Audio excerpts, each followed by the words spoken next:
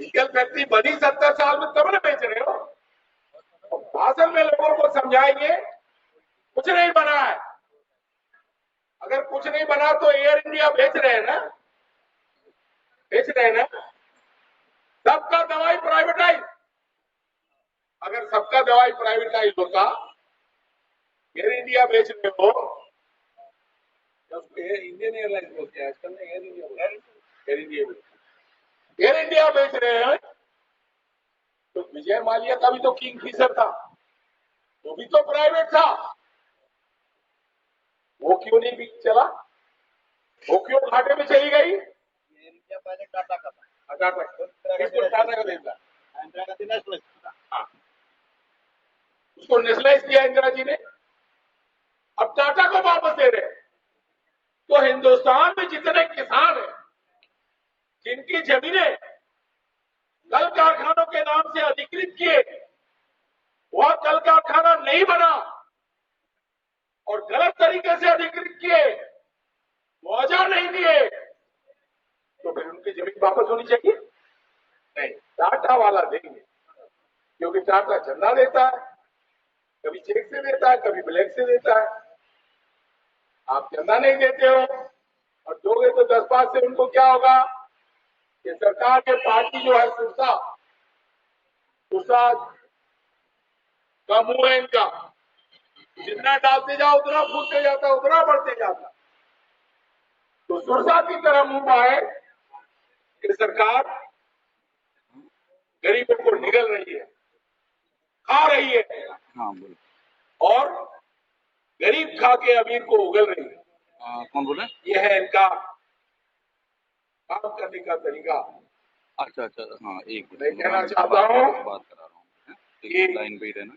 जबलपुर हमेशा से AIGF का डर रहा है, मंजू आंटी को दे देना, और उसका ये प्रमाण है, इतने लोग यहाँ बैठे, उसका ये प्रमाण है, इतने लोग यहाँ भूख हड़ताल बैठे, सब अपने टिकट लेके आए, अपने अपने पैसे से आए, हमने किसी को पैसा नहीं दिया, फेडरेशन ने किसी को पैसा नहीं दिया, everybody purchase his ticket of his own.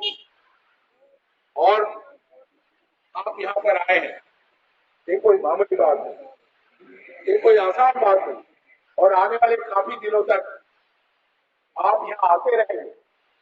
इसलिए मित्रों, आपसे निवेदन है, जो हमने बहुत उम्मीदों के साथ, हमारे सभी यूनियन साथ देंगे, इस विश्वास के साथ हमने जो पीड़ा उठाया है, मुझे उम्मीद है जिस तरह इस भूख हड़ताल का दूसरे दिन भी हमारा मंच भरा हुआ है, हमने मंच कितने आदमी बैठ सकते हैं उस हिसाब से ही बनाया, लेकिन कल भी यही हाल था, आज भी यही हाल है। लिहाजा आपसे ये निवेदन है कि ये टेम्पो बनाए रखिए, यहाँ से जब लौट के जाइए, इस सरकार की रीति नीति इसका प्रचार करिए और लोगों को बताइए कि ये जो कुछ उम्मीद बांध के रखे हैं कि व्हीकल फैक्ट्री फिर से चल निकलेगी या GIF फिर से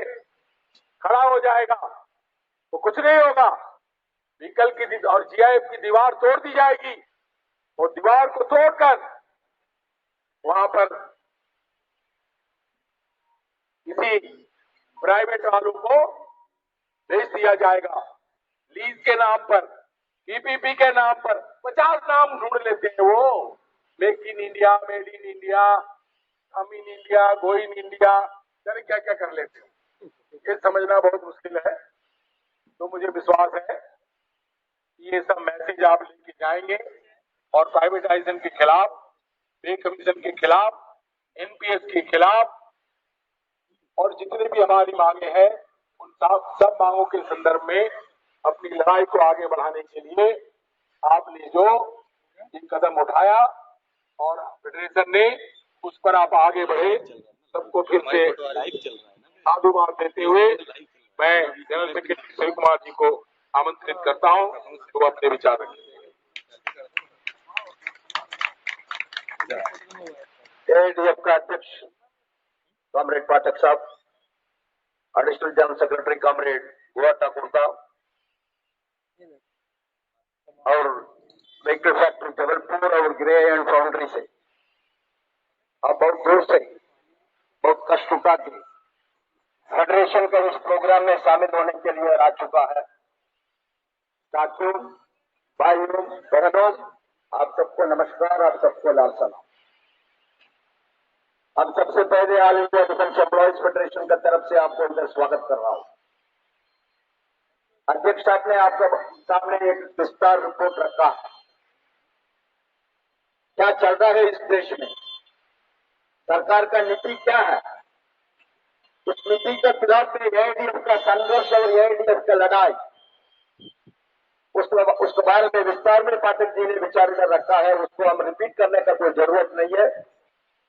आप सब नेता लोग हैं, आप सब कैडर लोग हैं, आपको ज्यादा एजुकेट करने का जरूरत नहीं है, कारण आप सब इस आंदोलन में एआईडीएफ का साथ शामिल है। पिछले 10-15 साल से हमारा ये लड़ाई है प्राइवेटाइजेशन के खिलाफ में, एफडीआई के खिलाफ में, कॉर्पोरेटाइजेशन के खिलाफ में, Nair committee, Kerkar committee, Ramanpuri committee के खिलाफ में। लेकिन फरवरी महीने में आप सबको मालूम है प्राइम मिनिस्टर का दफ्तर से चिट्ठी आया, उसी से हमारा सीरियस लड़ाई शुरू हो गया। उन्होंने मांगा है आप क्या माल तैयार कर रहा है उसका नाम दे दे, उस माल का फोटोग्राफ भी दे दे, उस प्रोडक्ट का टेक्निकल डिस्क्रिप्शन दे दो, उस प्रोडक्ट का कीमत, प्रोडक्शन कॉस्ट वो भी दे दे। पिछले 3 साल आप कितना माल बनाया उसका भी इंफॉर्मेशन दे दो। तो ठीक है, प्राइम मिनिस्टर है, उसको कोई भी डिपार्टमेंट के बारे में पूछने का अधिकार है, कोई प्रॉब्लम नहीं है। लेकिन उन्होंने ये भी पूछा फैक्ट्री का साथ कितना जमीन है, फैक्ट्री में कितना प्लांट एंड मशीनरी है, फैक्ट्री में कितना मैन पावर है, ये पूछने का क्या जरूरत था। उसी में हम लोग को डाउट आ गया। बाकी तो ठीक है, प्रधानमंत्री है, सरकार का कोई भी डिपार्टमेंट का फंक्शनिंग के बारे में इंफॉर्मेशन पूछना, उसको एनालाइज करना, डिस्कस करना प्रधानमंत्री का काम है, उसमें हमको कोई डिफरेंस नहीं है। लेकिन